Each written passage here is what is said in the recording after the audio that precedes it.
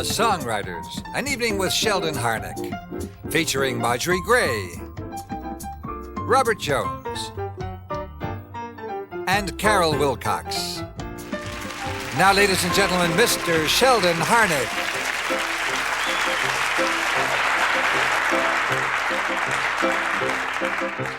If I were a rich man, diddle-deedle-diddle-digga-digga-deedle-diddle-dum, all day long I'd biddy-biddy-bum.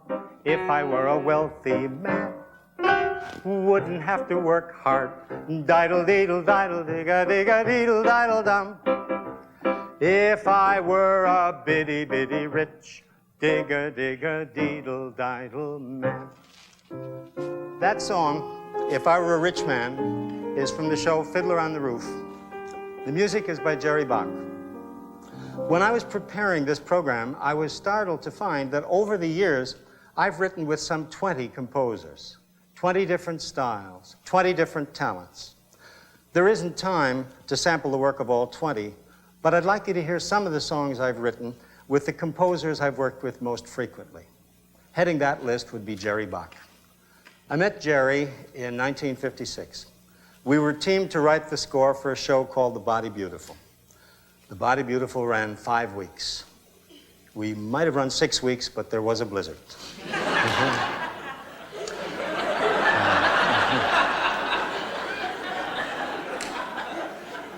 That was back in 1958. After The Body Beautiful closed, I was convinced that no Broadway producer would ever hire me again to write another musical. And yet the following year, 1959, Jerry and I won a Pulitzer Prize for the show Fiorello, along with the other writers, Jerome Weidman and George Abbott. That's showbiz. Fiorello, of course, was about New York's colorful mayor, Fiorello LaGuardia. Here are 3 songs from Fiorello. To present the first, I've asked Margery Gray to assume the role of Dora and sing I Love a Cop. I think the song is self-explanatory, but it may help to know that LaGuardia's first wife was named Thea. Life is so complicated. I love a cop. I love a cop. What a situation, ain't it awful? Life is really grim. I can only say that it's unlawful. How I feel towards him. I love a cop. I love a cop. If I introduce him as my steady, down at where I work, I can hear the rumors spread already. Dora's gone berserk. Then there's Thea. Oh, how gruesome. Can you see me introduce them? You remember her, she detested you. You remember him, he arrested you. I'm so confused. I'm so confused. If I loved a dentist or a doctor, I'd be up on top. But I love a cop. I love a cop. I love a cop. I can see his drawbacks clear as crystal. Still I testify. Once you take away his club and pistol, Floyd won't hurt off mine. Floyd's ambitious and he's forceful, energetic and resourceful. I can see how far this will carry him. If he'd get an honest job, I would marry him. That's how it is. He's mine, I'm his. Little did I know when Floyd first kissed me, and I whispered, stop, you can't stop a cop.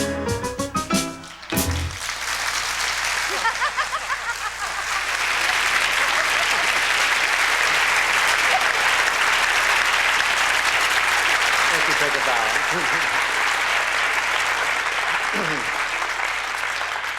Margery Gray was one of the performers who played Dora in the original Broadway production of Fiorello, and she was so adorable that I married her.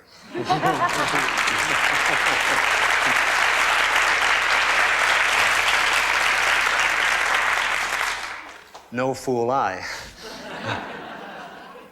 There was a lyric in Fiorello that was written overnight.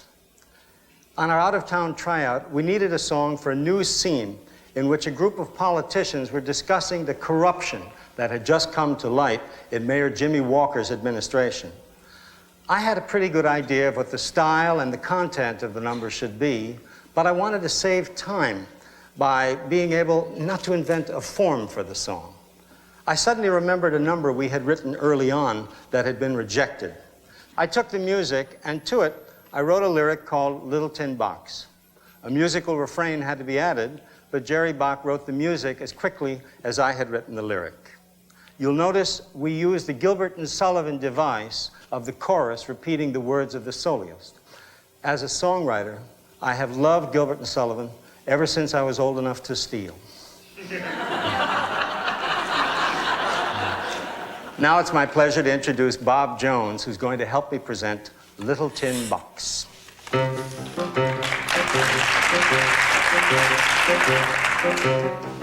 Mr. X, may we ask you a question? It's amazing, is it not, that the city pays you slightly less than $50 a week, yet you've purchased a private yacht? I am positive Your Honor must be joking.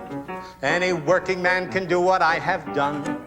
For a month or two I simply gave up smoking, and I put my extra pennies one by one into a little tin box, a little tin box that a little tin key unlocks. There is nothing unorthodox about a little tin box. About a little tin box. About a little tin box. In a little tin box. A little tin box that a little tin key unlocks. There is honor and purity. Lots of security in a little tin box. Next witness. Mr. Y, we've been told you don't feel well, and we know you've lost your voice. Yet we wonder how you managed on the salary you make to acquire a new Rolls Royce. You're implying I'm a crook, and I say no, sir. There is nothing in my past I care to hide. I've been taking empty bottles to the grocer, and each nickel that I got was put aside. That he got was put aside into a little tin box, a little tin box that a little tin key unlocks. There is nothing unorthodox about a little tin box. About a little tin box. About a little tin box. In a little tin box. A little tin box, there's a cushion for life's rude shocks. There is faith, hope, and charity. Hard-won prosperity in a little tin box. Next witness, take the stand. Mr. Z, you're a junior official, and your income's rather low. Yet you've kept a dozen women in the very best hotels. Would you kindly explain how so? I can see Your Honor doesn't pull his punches, and it looks a trifle fishy, I'll admit. But for one whole week I went without my lunches, and it mounted up, Your Honor, bit by bit. Up, Your Honor, bit by bit. It's just a little tin box, a little tin box, and a little tin key unlocks. There is nothing unorthodox about a little tin box. About a little tin box. About a little tin box. In a little tin box. A little tin box, all a glitter with blue chip stocks. There is something delectable, almost respectable, in a little tin box. In a little tin box.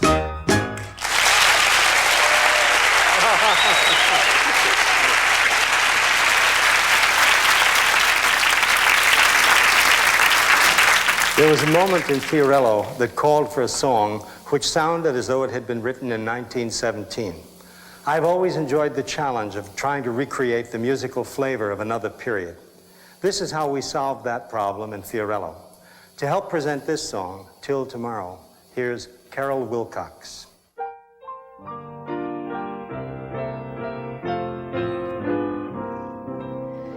Twilight descends, everything ends till tomorrow, tomorrow. Since we must part, here is my heart till tomorrow.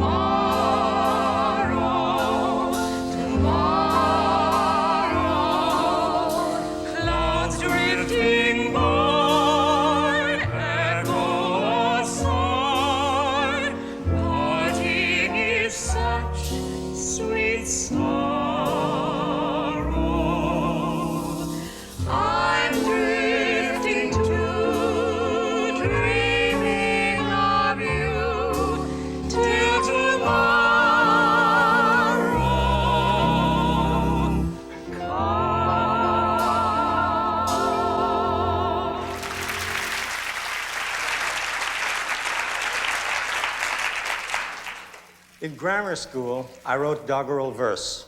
In high school, I wrote parody lyrics. In the Army, I began to write original songs. But it wasn't until I heard the score to Finian's Rainbow while I was at Northwestern University that I decided to try to make a career writing lyrics for the musical theater. So, in 1950, I left Chicago and came to New York. It was rough. It took 2 long, hard years before I began to play songs in Broadway revues. Here's one of those early revue songs for which I wrote the music myself. It's called The Merry Little Minuet, and it's from John Murray Anderson's Almanac, a revue produced back in 1954. Bear in mind that these lyrics are 27 years old. Some of the topical references, of course, are no longer topical, but it's appalling how many of the lines are still relevant.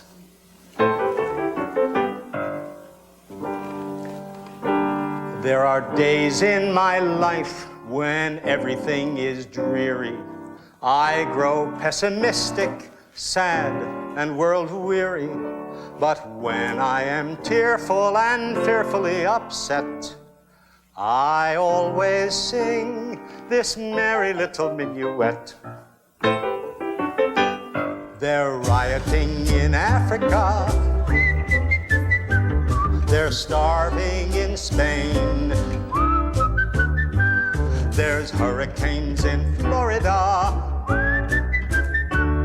And Texas needs rain. The whole world is festering with unhappy souls. The French hate the Germans hate the Poles. Italians hate Yugoslavs, South Africans hate the Dutch, and I don't like anybody very much. In faraway Siberia, they freeze by the score. An avalanche in Switzerland just got 15 more. But we can be tranquil and thankful and proud, for man's been endowed with a mushroom-shaped cloud. And we know for certain that some lucky day, someone will set the spark off and we will all be blown away. They're rioting in Africa. There's strife in Iran. nature doesn't do to us will be done by our fellow man.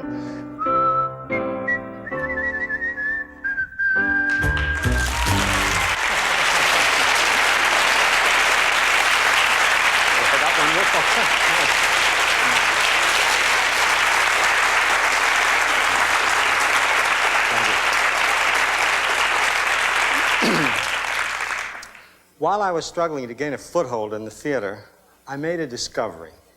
I found that there seemed to be more capable theater composers than theater lyricists. I thought it might facilitate my career if I wrote with composers beside myself. So I did. The first of these collaborators was a talented young man named David Baker. I want to do a song for you that we wrote for the Shoestring Revue of 1955.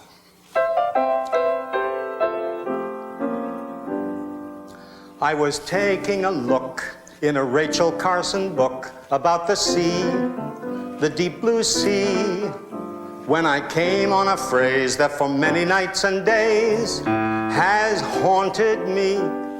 She says, in effect, that if the glaciers and the icebergs came unfroze and the level of the water in the ocean rose 100 feet, that's all it would take to put New York City at the bottom of a lake. It's a stimulating notion, being covered by the ocean. I wonder when it will begin, and the tide comes in, and in, and in. When the sea is all around us, and the blue-green waters rise, there'll be no more Broadway breeze blowing cinders in my eyes. When the rolling breakers pound us, not a single soul will care. When the time rolls round once more for a higher subway fare. It may start while the Shriners are parading. As they march, they will suddenly be waiting. A band will play a drinking song. A fez will float, it won't take long. When there's oysters in the cloisters and a shark in Central Park, will the city sleep away down deep the way my book supposes? Or will the good Lord make the waters part at a word from Robert Moses? When the sea, the mighty sea, is all around us.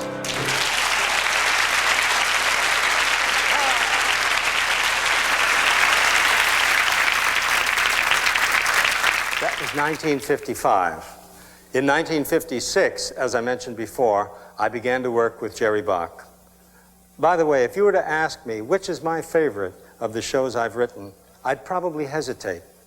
There are days when I'd say unhesitatingly, Fiddler on the Roof.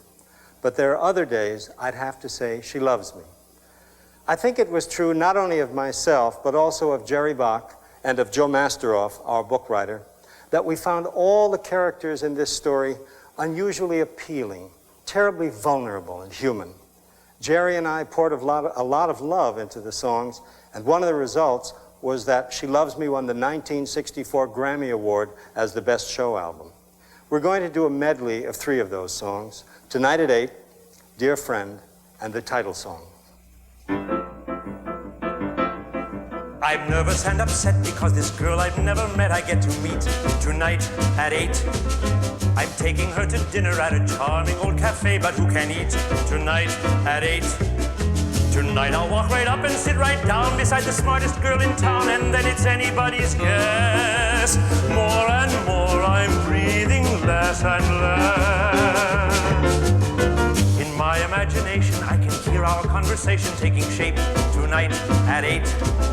I'll sit there saying absolutely nothing, or I'll jabber like an ape tonight at 8. 2 more minutes, 3 more seconds, 10 more hours to go. I'll know when this is done, if something's ended or begun, and if it goes all right, who knows? I might propose tonight at 8.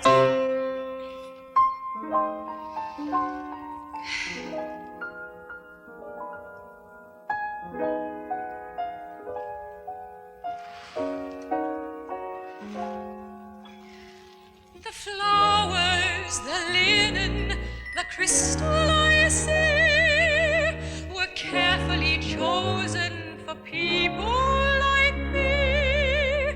The silver agleam and the candles aglow, your favorite songs on request, each colorful touch in the finest of taste. And notice how subtly the tables are spaced. The music is muted, the lighting is low. No wonder I feel so depressed. Charming, romantic, the perfect cafe. Then, as if it isn't bad enough, the violin starts to play. Candles and wine, tables for two. But where are you, dear friend? Couples go past me, I see how they look, so discreetly sympathetic when they see the rose and the book. I make believe nothing is wrong. How long can I pretend? Please make it right. Don't break my heart. Don't let it end, dear friend.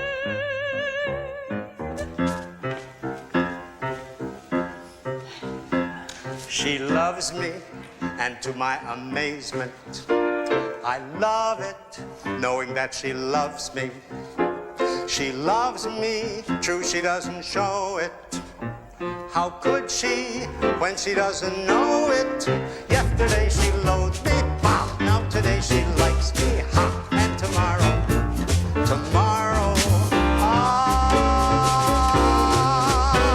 my teeth ache from the urge to touch her.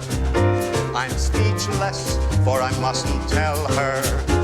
It's wrong now, but it won't be long now before my love discovers that she and I are lovers. Imagine how surprised she's bound to be. She loves me. She loves me. I love her. Isn't that a wonder? I wonder why I didn't want her. I want her, that's the thing that matters. And matters are improving daily. Yesterday I loathed her, bah! Now today I love her, ha! And tomorrow, I'm tingling, such delicious tingles. I'm trembling, what the heck does that mean? I'm freezing, that's because it's cold out. But still I'm incandescent, and like some adolescent, I'd like to scroll on every wall I see. She loves me. She loves me.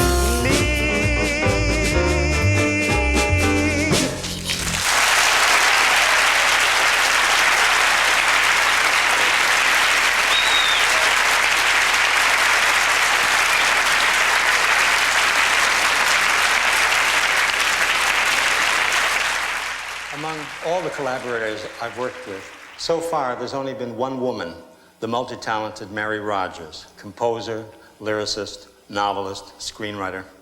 Some years ago, we were invited by that master marionette manipulator, Bill Baird, to do a score for his version of Pinocchio.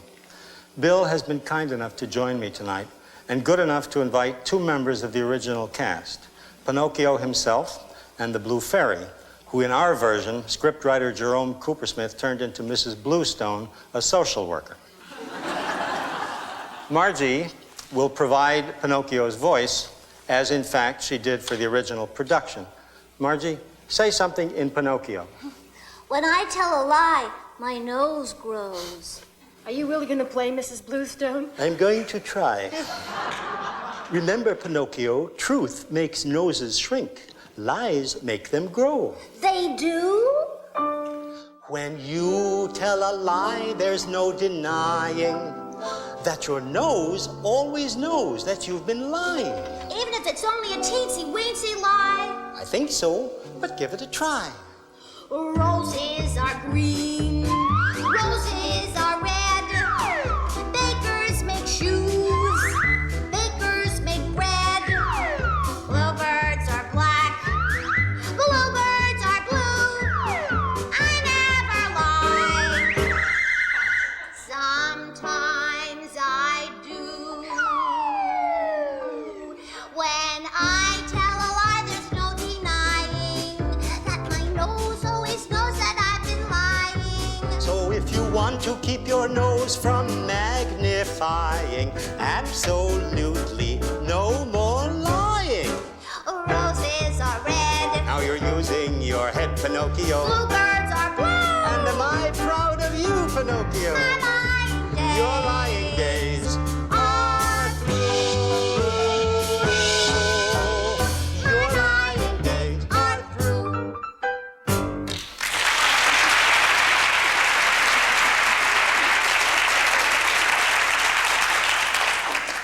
Back in the early 50s, when I was trying to get started in New York, I never imagined that I would join a list which included Rodgers and Hart and Rodgers and Hammerstein, and that one day there would be a show by Rodgers and Harnick. The show was Rex, with a book by Sherman Yellen. It was about Henry VIII, perhaps not the ideal subject for a romantic musical. But we all felt that what Henry's relationships lacked in quality, they more than made up for in quantity. Richard Rodgers was a gallant man, gracious and witty, and surprisingly modest. One day, I gave him a lyric for a love song for Henry and Anne. And a few days later, he called me into his office and he said, "What do you think of this tune?" Up until then, I had always called him Mr. Rodgers because I was too timid to call him anything less formal. But when I heard this beautiful melody, I heard myself saying, "Oh, Dick, that's beautiful." And that's the way the relationship stayed. And here is that beautiful melody. Away from you, there is no music, there is no sunlight, the world is gray. Away from you, the clocks are frozen, and time's a traveler who's lost his way. The people I meet might as well be statues. The words we exchange might as well be Greek. The room that I'm in may be bright and cheerful, but to me it's dim and bleak. I'm half alive until the moment the door swings open and you walk through.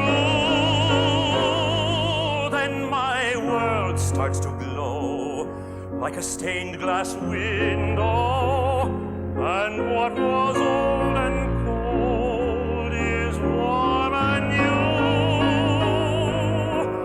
And so you see why I can never be away from you.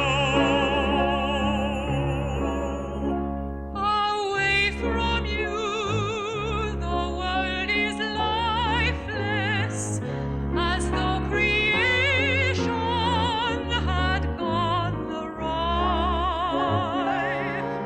The trees are bare, there are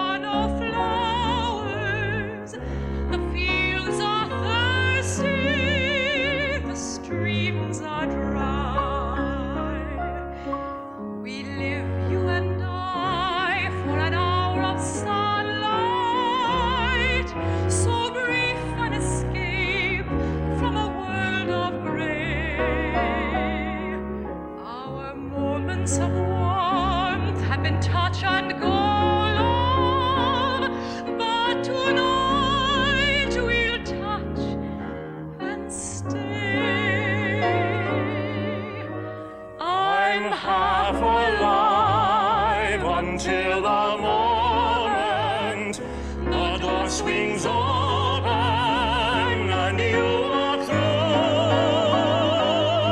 Now my soul is afloat on a wave of music that I could feel such joy I am in you.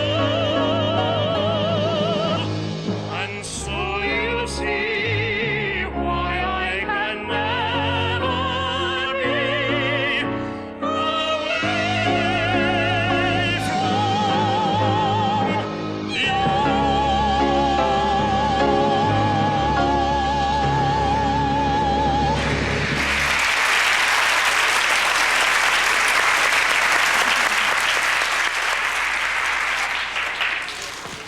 So far, all the songs you've heard have been from the past. Now let me take you into the future. At this moment in time, I'm involved with the creation of 2 new musicals. The first one is from a musical adaptation of the old Frank Capra film, It's a Wonderful Life. The composer is the very versatile Joe Raposo. Joe also happens to be a skillful lyricist, so I was delighted when he agreed to compose the music and leave the lyric writing to me. As I've already observed, I enjoy trying to recreate the feeling of another period's musical styles. There's a scene in this show which calls for Charleston, and that's the song I'd like to present. It's called You've Got Me in a State. Every time I hear this catchy syncopation, I wonder where it began. Was it in the North? Was it in the South? Tell me, someone, if you can. Was it in Charleston, West Virginia, that they created this terpsichorean joy? Was it in Charleston, Mississippi, this craze originated? Or was it Charleston, Illinois? So many Charlestons in the country, it gets confusing. There must be 48. Which one gave this dance a name? I don't know which state to blame for the Charleston. But oh, you Charleston, you have truly got me in a state. Which state started this conflagration? Big state, small state, or was it a state of intoxication? Was it the Charleston in Missouri that spread this folly that's just inside of the law? Was it in Charleston, South Carolina, where they went off their trolley? Or was it Charleston, Arkansas? So many Charlestons in the country, it gets confusing. There must be 48. Which one has the claim to fame? I don't know which state to blame for the Charleston. But oh, you Charleston, you have truly got me in a state.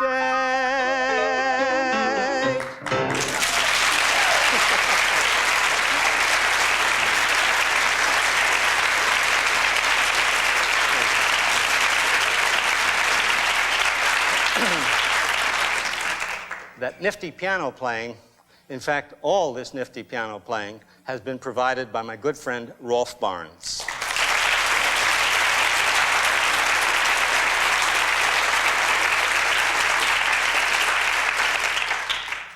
The second of the new songs is by yet another composer whose music I love, Michel Legrand. We're just finishing an adaptation of the Dickens classic, A Christmas Carol. Here's a duet sung by Scrooge as a young man and Belle, his fiancée. They're too poor to marry, and Scrooge already shows traces of the bitterness that is to mark his later years. The song is called Penny by Penny.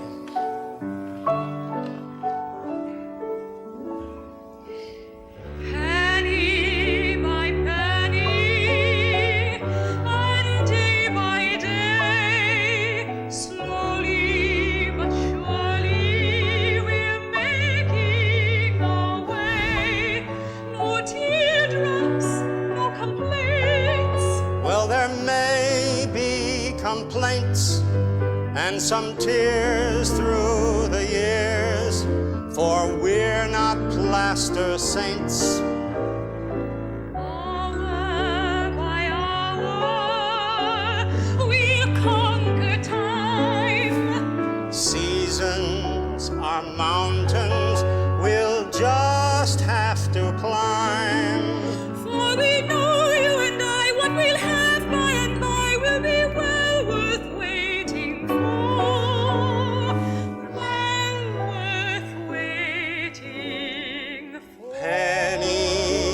my penny, so small a sum, so great the distance to be overcome. As winter leads to spring, and as day follows night, so the future must bring our share of warmth and light.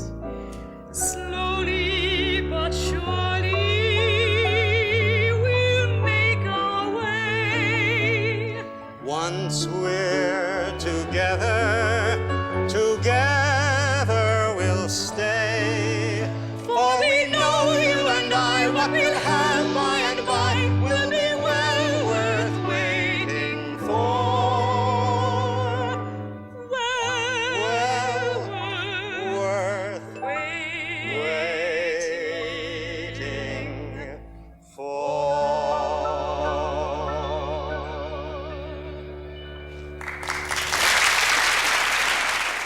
What can I say about Fiddler on the Roof?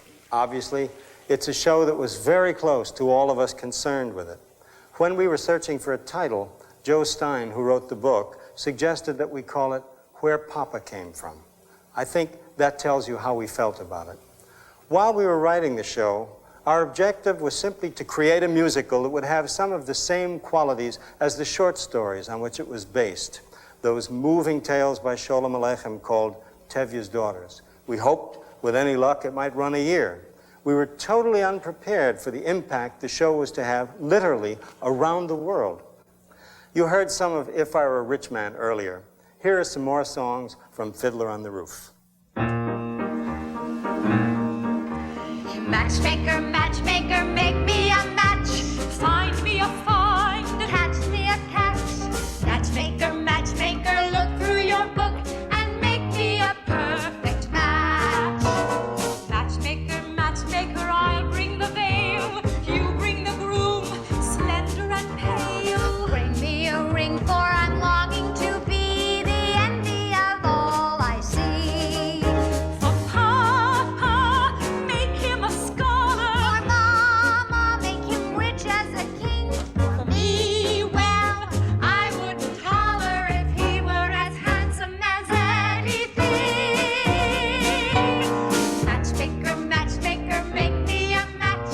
Find me a find, catch me a catch. Night after night in the dark I'm alone, so find me a match of my own.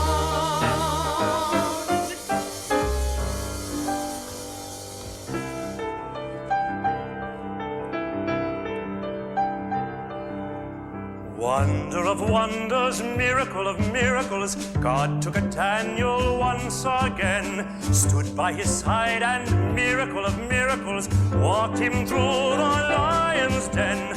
Wonder of wonders, miracle of miracles, I was afraid that God would frown, but like he did so long ago in Jericho, God just made a wall fall down. When Moses softened Pharaoh's heart, that was a miracle. When God made the waters of the Red Sea part, that was a miracle too. But of all God's miracles, large and small, the most miraculous one of all is the one I thought could never be. God has given you to me.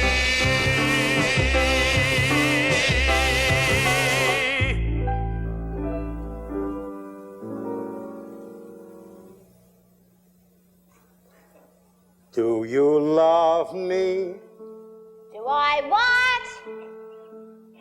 Do you love me? Do I love you? With our daughters getting married and there's trouble in the town, you're upset, you're worn out, go inside, go lie down. Maybe it's indigestion. Golda, I'm asking you a question.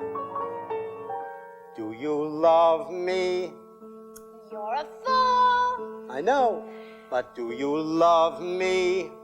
Do I love you? Well? For 25 years I've washed your clothes, cooked your meals, cleaned your house, given you children, milked the cow. After 25 years, why talk about love right now? Golda, the first time I met you was on our wedding day. I was scared. I was shy. I was nervous. So was I. But my father and my mother said we'd learn to love each other. So now I'm asking, Golda, do you love me? I'm your wife. I know, but do you love me? Do I love him? For 25 years I've lived with him, thought with him, starved with him. 25 years my bed is his. If that's not love, what is? Then you love me. I suppose I do. And I suppose I love you too. It doesn't change a thing, but even so, after 25 years, it's nice to know.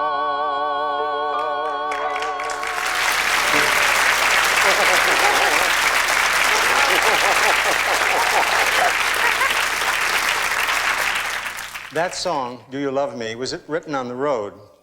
It was extremely difficult for me to write. I used to take long walks and think about the characters and their situation. I was happy if I'd written 4 lines at the end of the day. Finally, I finished it. Jerry set it to music. Zero Mostel and Maria Kornilova learned it and put it into the show. I watched it several times, and I relaxed. Audiences liked it. One night, about a week later, I was watching a performance. Tevye and Golda sang the song, and suddenly, unaccountably, I began to sob. I left the theater so I wouldn't disturb anyone, and I asked myself why I was crying. Then I realized, without knowing it, I had put into the lyric deep feelings about my own parents, about what they had and had not been to each other. Sometimes it seems we only think we know why we write like we write. Altogether, there are 16 numbers in Fiddler. To arrive at those 16, Jerry Bach and I wrote over 50. What happened, you may ask, to those numbers that we didn't use? Well, we did manage to get 2 of them recorded. The rest of them we put into our so-called trunk. Every now and then, I pull a number out of the trunk to perform at a party or a benefit or on an occasion like this. Here's one of those trunk songs. We wrote this for the butcher, Lazar Wolf. He has just asked Tevye for his eldest daughter's hand in marriage, and Tevye has refused. After all, what kind of husband would a butcher make? A crude man, a man with no soul. This was Lazar Wolf's response. You say a butcher has no soul. It cuts me to the bone. You'll tell me, if you please, how many butchers have you known? What gave you the idea that a man who makes his living handling liver, lungs, and kidneys has no heart?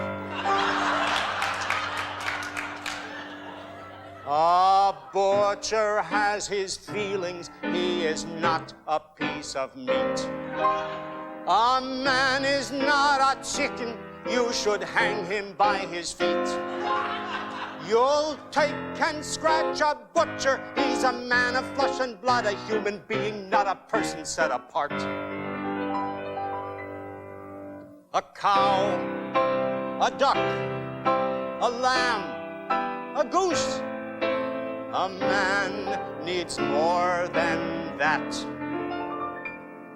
A rib of beef cannot replace the hand a man must pat.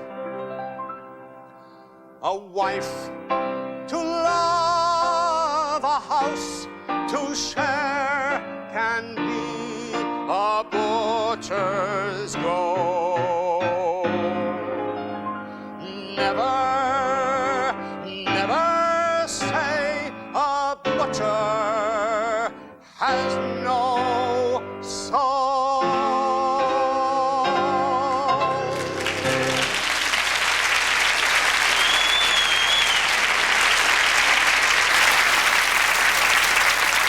next song took forever to finish, but for a different reason. Our director, Jerome Robbins, perfectionist that he is, wasn't satisfied with the lyric. I kept feeding him new lyrics for about 6 months. I think the song was finally finished about 2 weeks before the show opened in New York.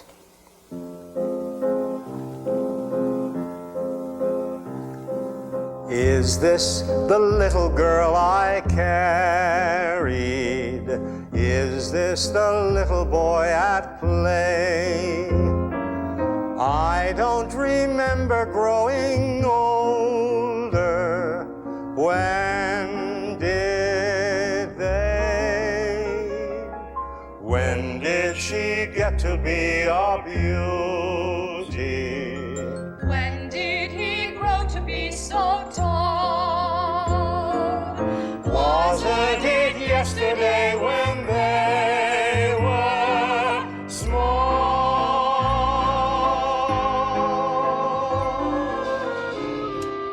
Sunrise, sunset, sunrise, sunset, swiftly flow the days. Seedlings turn overnight to sunflowers, blossoming even as we gaze. Sunrise, sunset, sunrise, sunset, swiftly fly the years, one season following another, laden with happiness and tears.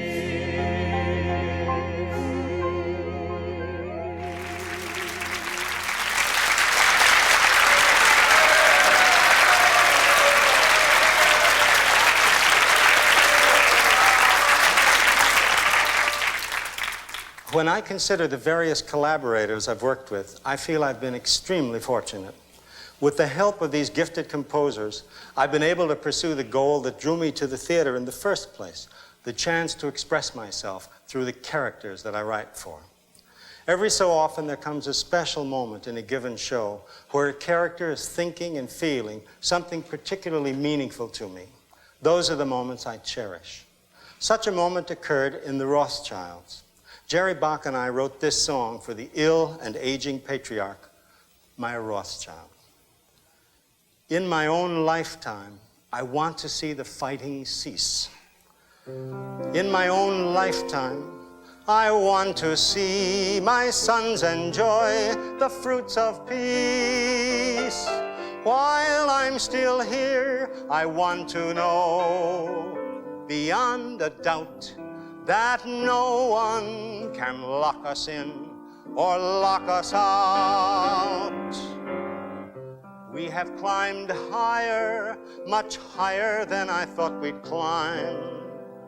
It's a long journey, and even though the end's in sight, there's not much time. I want to know we haven't built on sand in my own lifetime.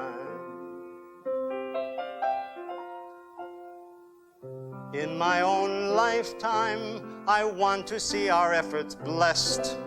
In my own lifetime, I want to see the walls come down, and then I'll rest. This Moses wants to see the promised land.